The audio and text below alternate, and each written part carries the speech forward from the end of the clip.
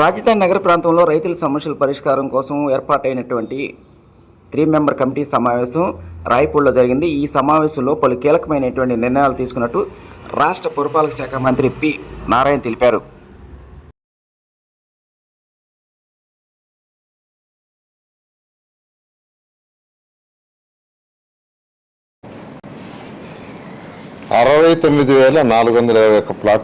ప్లాట్లు 69,421 ప్లాట్లు అయితే వాటిలో 62,148 ప్లాట్లకి రిజిస్ట్రేషన్ చేసాం.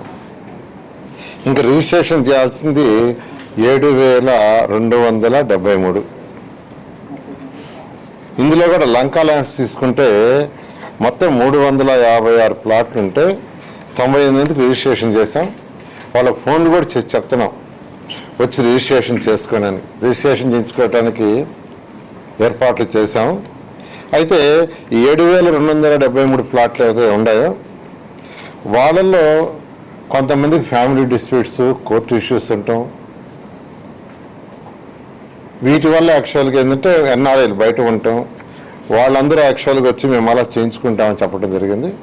అయితే రోజు కొన్ని జరుగుతున్నాయి. ఇప్పుడు కూడా మీడియా తరఫున చెప్తున్నాం, ఎవరికైతే రిజిస్ట్రేషన్ చేసుకోవాలో వాళ్ళకి చక్కటి ఏర్పాట్లు చేసాం. అవి రిజిస్ట్రేషన్ చేసుకోవాల్సిందిగా వాళ్ళందరినీ రిక్వెస్ట్ చేసి చెప్తున్నాం.